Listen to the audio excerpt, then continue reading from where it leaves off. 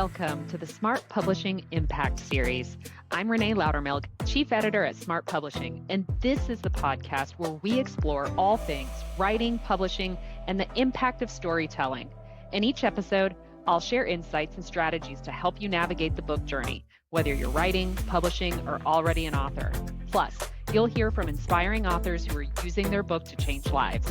And if you're passionate about storytelling and ready to make an impact, be sure to subscribe, rate, and review.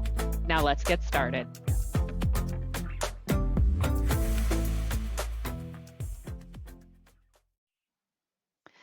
Hello, and welcome to another episode of the Smart Publishing Impact Series with your host, Renée Loudermilk, also Chief Editor at Smart Publishing. This is episode 47, and it is what authors need to know about Kindle's new Ask This Book feature. That's right. Kindle is very silently and slowly rolling out a new AI feature in the Kindle app that is causing a little bit of a controversy right now. So, before I get into the details of Ask This Book, what it is and everything, I just want to start with a header that says, do not throw the baby out with the bathwater. Regardless of what I discuss today, I think that this is going to be, a battle across all platforms, no matter what, all publishing platforms. AI is this new thing, and there's not a lot of regulation on it yet. And, companies are still very much figuring out what they can get away with, what they can't get away with, what's helpful, what's not helpful. And I think that this is going to be, it at least should be a landmark discussion on author consent for AI features on their book, and I'll go through why. But I just, don't globalize this. Don't be like, oh, I'm not going to have a Kindle version anymore, because then the second you do that, you're making your book less available to millions of people, and it would be a silly decision to make. So right now, it's all about education, educating you. What is this? What does it do? Where are we at in this process? And then, we'll go from there. So, um, in short, the Ask This Book feature is, like I said, it is an AI feature that is enabled currently on only some English language Kindle books, typically the more popular current bestsellers, but most certainly not all books. I've been experimenting with this. I've looked at a lot of our authors' books. I've looked at some other books that I have from previously that have been downloaded, just to see, is this something that only new downloads have, or is it auto-enabled retroactively in old downloads. I will say it is auto-enabled in old downloads, so it doesn't matter if somebody has downloaded it previously or not. If it's on the book, it's on the book, and anybody has access to it. So there is this, when you're in the app and you're reading the book, there is now this little icon at the top. It looks like a little double star thing, and you push it, and it says Ask This Book. And then it's got this whole sort of conversation interface in it, similar to ChatGPT, and you can ask questions. And what the AI agent does is it scans the book and it answers the questions according to the content that's in the book. So why is this an issue? First, it's an issue because I will say Amazon is not asking for author or publisher permission to enable this feature.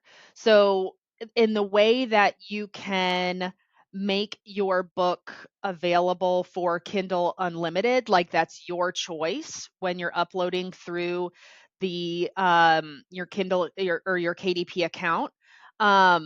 This is not something that you can enable or disable for your book. There is no author or publisher choice on this. If they want to stick it in your book, they can stick it in your book. So already, you know,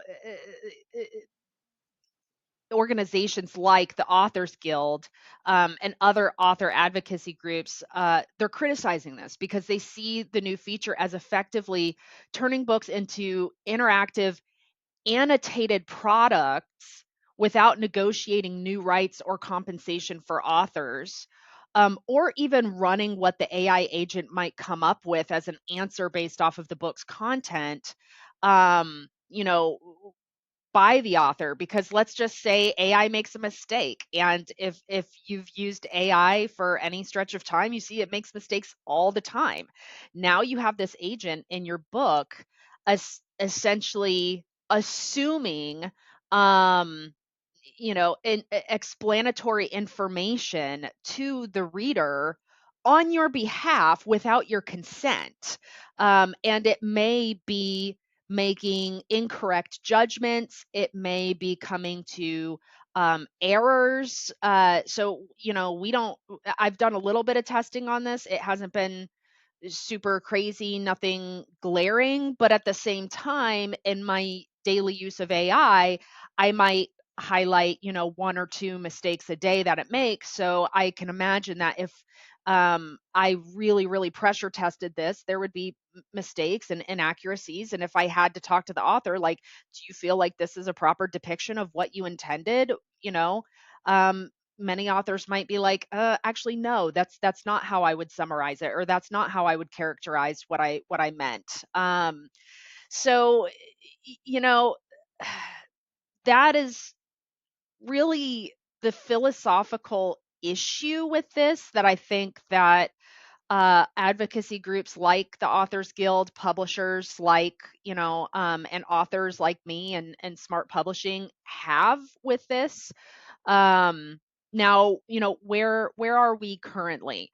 So Ask This Book is still in an early rollout phase. It is only on the Kindle app for iOS in the United States. So if you're in Canada, the UK, anywhere else, it's not rolled out there yet. It's not installed in Kindle e-reader hardware or Android yet. So if you're using a non-iOS device or like an e-ink Kindle, you won't see it. Only some books, like I said, I went through a number of our authors' books. I went through my own books, and it's not in there. So it's only featured for several thousand English language best-selling books. And of course, that's a tiny fraction of all the Kindle books available. There's millions of Kindle books, right? So that's why if you go in your Kindle app now and you have a book and you open it, you might not see the ask option. It just hasn't been enabled for your title yet. It also probably requires the latest version of iOS. So if your operating system is out of date or your Kindle app needs to be updated, you might not see it as well. Now, they do plan to expand support to more books, languages, device, including Kindle e-readers and Android through this year. But until then, the availability is unlimited. So like I said, there's no opt out right now. Um, but you know, like I said, groups like the Authors Guild are strongly pushing back on this.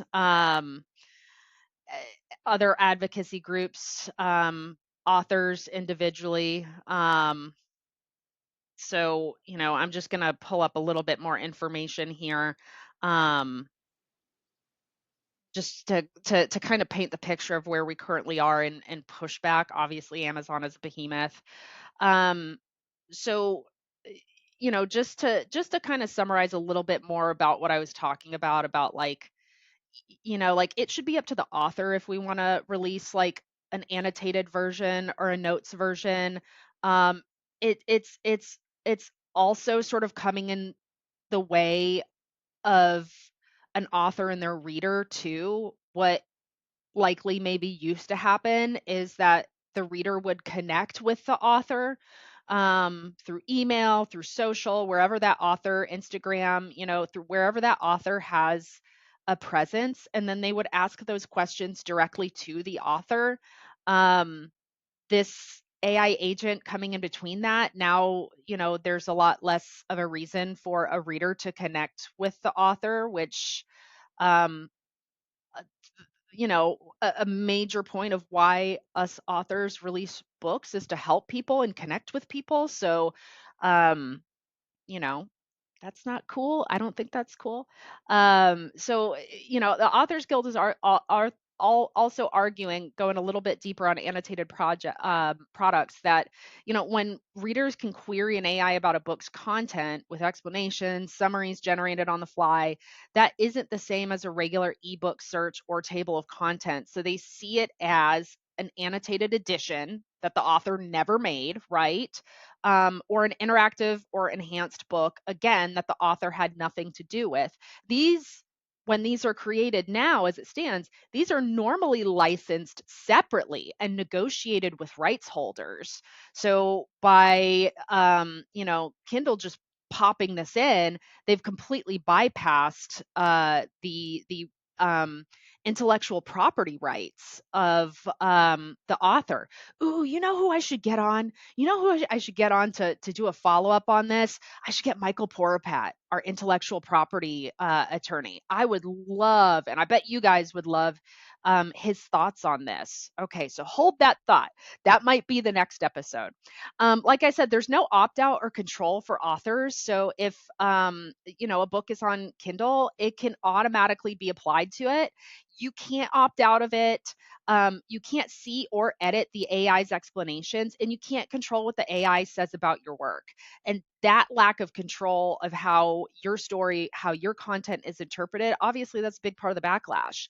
And then there's a massive concern over precedent for this. This is like the slippery slope, right?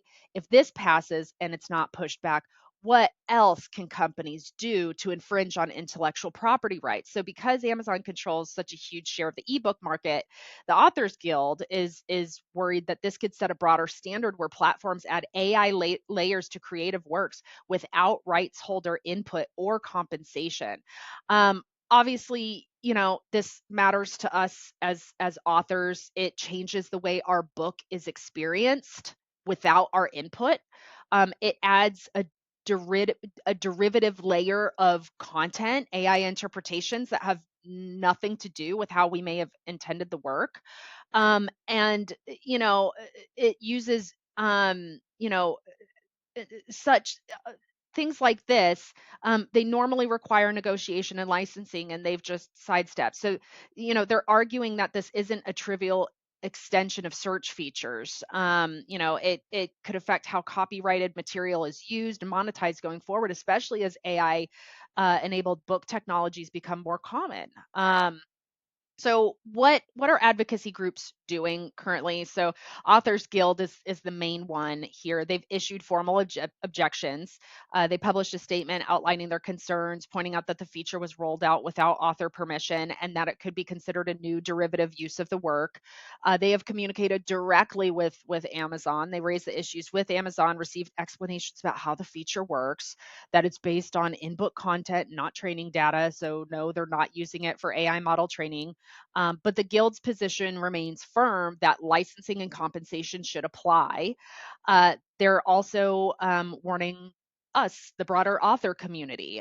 They are raising awareness about this and publicly discussing the implications so that we as authors and as publishers can fully understand our rights, weigh our options, and advocate for stronger protections. So Amazon response so far, they've said the feature is an extension of existing search functionality. I would highly disagree with that because it's coming back with interpretations. Search means I'm going to find a word, right? I'm going to find a chapter. I'm going to find something that is explicitly in the work itself, not I am going to find something that is newly created as an interpretation of the work. Again, that's an annotation. Only uses text from the reader's owned copy and doesn't train underlying models. Yeah, we'll see about that. Doesn't require additional licensing under the view of current agreements, but it hasn't satisfied the Guild's argument that this is a new use case and that should be negotiated with authors. So, what's the bottom line on this? the dispute, it's not just a technical dispute. I think Amazon is very much trying to color it and paint it that way. They're trying to limit it that way versus like encroaching into intellectual property. Um, but really, this is about author control of their work, rights over our work, and how AI features intersect with copyright and publishing contracts. So the Authors Guild stance, and I think many of ours, is essentially this goes beyond simple search. It's a new product format, and authors should have a say in whether or not that is applied on their book. And if so, they should be compensated.